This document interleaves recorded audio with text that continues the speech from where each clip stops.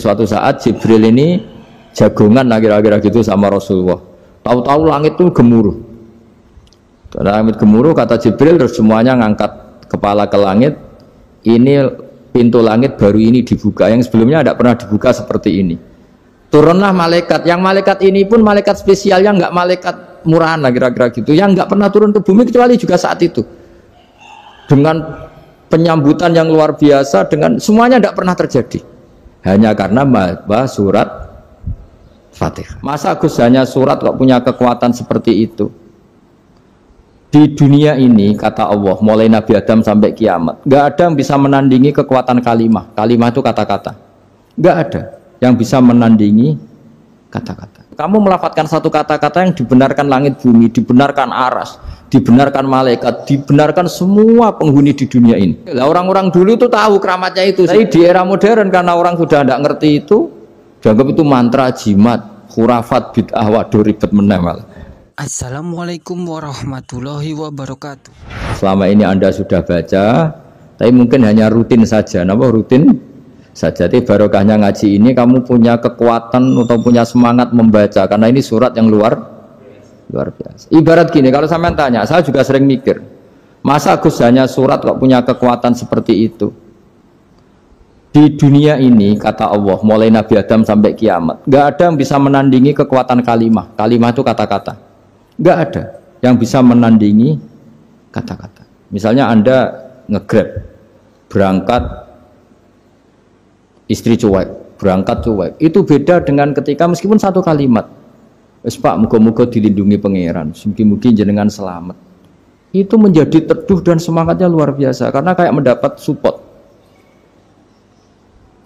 Jadi kira-kira kalimat itu hubungannya kita dengan Allah, Fatihah itu seperti itu. Kamu melafadzkan satu kata-kata yang dibenarkan langit bumi, dibenarkan aras, dibenarkan malaikat, dibenarkan semua penghuni di dunia ini.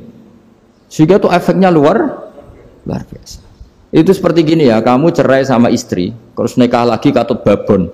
10 tahun anak kamu dididik, ibunya benci kamu. Dan memang Anda layak dibenci. Dan sampai nggak pernah manggil kamu Pak. Suatu saat, kamu tentu rindu kan, ingin dipanggil bapak oleh anak kamu. Suatu saat anak ini manggil kamu Pak E. Wah, itu senengnya bukan main. Hanya sebuah kata-kata. Makanya kadang-kadang orang itu tanya sama kiai, ijazah lafadz ini gunanya apa sih? Itu ijazah-ijazah itu untaian kata-kata. Yang kata-kata ini dibenarkan langit dan bumi dan aras dan para malaikat, sehingga efeknya itu luar. Nah ibarat seperti itulah, kamu melafadzkan Fatihah itu melafadzkan kata-kata yang dibenarkan Allah dan Rasul dan semua malaikat, semua penghuni langit. Maka ini efeknya pasti luar. Nah di sini lah orang-orang dulu itu tahu keramatnya itu, sehingga ketika melawan Belanda, melawan Jepang dulu itu kalimat-kalimat itu menjadi doa yang luar biasa. Tapi di era modern karena orang sudah tidak ngerti itu, dianggap itu mantra, jimat, khurafat, bid'ah, waduh ribet menemal. Sebetulnya tidak seperti itu. Memang kata-kata ini kekuatannya luar biasa. Sama kesakitan hati kamu juga karena itu. Ngojek wangilan. Lha Pak di bojo kok kowe gagah tok kere. Wah, iku seling terus. Padahal kalimat itu kan tidak melukai secara fisik, tapi apa kerjanya sesuk saras-sarasen. Karena terus dengan pengadilan seperti itu kan, ngapain kerja demi perempuan yang seperti ini? Lagi-lagi kata-kata ini luar. Nah bayangkan kalau kata-kata itu adalah kalimat yang diajarkan Allah lewat Rasulnya, lewat malaikat Jibril. Kayak apa kekuatannya itu? Nah kira-kira Fatihah itu gitu. Kalimat yang baik, kalimatan thayyibah diajarkan oleh Allah dan Rasul. Kayak apa kira-kira kekuatannya? Pasti luar biasa. Wong support yang dikatakan istri kita, anak kita aja luar biasa. Apalagi ini support yang diajarkan Allah dan Rasul. Ya makanya saya mohon kalau baca Fatihah, baca kalimat-kalimat thayyibah ketika sholat itu dijiwai. Ya misalnya Rabbana lakal hamdu mil'us samawati wa mil'ul ardi wa mil'u ma syi'ta min syai'im. Engkau zat yang layak dipuji dan pujian ini memenuhi langit dan bumi. Karena kita tahu nggak ada sejengkal di alam raya ini kecuali di situ ada rahmat Allah. Misalnya kamu bisa lewat sampai rumah saya, kamu mungkin anggap biasa saja. Coba kalau ngalami likuifaksi, tahu-tahu bumi ini ambles, bisa ngelewati yang likuifaksi itu luar. Tanyakan orang pernah ngalami likuifaksi di Sulawesi, itu melihat bumi bisa diinjak gak ambles itu, wah luar. Zaman gak ngalami itu sehingga lewat bumi ya biasa aja. Coba kalau ngalami seperti tidur, ya biasa aja. Coba kalau ada gempa, bahwa bumi tenang ini sudah nikmat yang luar biasa. Masa kamu ngakui nikmat nunggu digituin? Ya kan?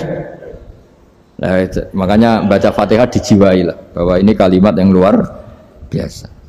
Nah, saya teruskan ya. Warwa Muslimun fi sahihihi an Ibnu Abbas radhiyallahu anhuma annahu qala bainama Jibril alaihi salam qaidun dan Nabi sami'a naqidan min fawqih farafa'a ra'sahu faqala hadza babun minas sama' futihal yawma lam yuftah qaddu ilal yawm fanazala minhu malakun faqala hadza malakun nazala ilal ardi wa lam yanzil qaddu ilal yawma fasallim waqal absyir binuraini qad uti tahuma lam yu'tahuma nabiyyun qablak Fatihatul kitab wa khawatimu suratil baqarah. Jadi suatu saat Jibril ini jagongan kira-kira gitu sama Rasulullah. Tahu-tahu langit itu gemuruh. Langit gemuruh kata Jibril, terus semuanya ngangkat kepala ke langit. Ini pintu langit baru ini dibuka, yang sebelumnya tidak pernah dibuka seperti ini. Turunlah malaikat, yang malaikat ini pun malaikat spesial, yang nggak malaikat murahan lah kira-kira gitu, yang nggak pernah turun ke bumi kecuali juga saat itu, dengan penyambutan yang luar biasa, dengan semuanya tidak pernah terjadi, hanya karena bahas surat Fatihah. Jadi ini surat yang luar biasa, pengawalannya lewat malaikat yang spesial, nggak pernah turun di bumi kecuali saat itu, penyambutannya juga nggak pernah seperti itu, baru seperti itu. Jadi semuanya itu spesial. Nah, kenapa ini spesial? Karena di situ ada isi puja-puji kepada Allah Subhanahu wa ta'ala. Ada ikrar kita, alhamdulillah rabbil alamin, ar-rahmanir rahim. Ikrar ini penting. Kalau contoh paling gampang gitulah. Kamu punya istri selama ini cerewet terus. Suatu saat ngomong, "Pak, tak angen-angen ra ono wong lanang koyo sampeyan." Wah, itu langsung ndak ada lelaki sebaik engkau. Itu sampean senengnya Masya Allah. Karena ada ikrar dari seorang istri ke kamu. Nah, bayangkan kalau ikrar kita sebagai hamba diakui oleh Allah Subhanahu, maka ikrar ini akan dicatat sebagai kebaikan kita yang kita panen nanti di akhirat. Karena ada ikrar. Kita ikrar bahwa alhamdulillah rabbil alamin, kita ikrar ar-rahmanir rahim, kita ikrar maliki yaumiddin, kita ikrar iyyaka na'budu wa iyyaka nasta'in. Sampean misalnya jadi orang Indonesia, ketemu orang Indonesia yang makmur di Jerman, terus lupa Indonesia. Kamu orang Indonesia, enggak, saya enggak orang Indonesia. Mangkel gak kira-kira? Mangkel. Karena salah ikrar kan gitu.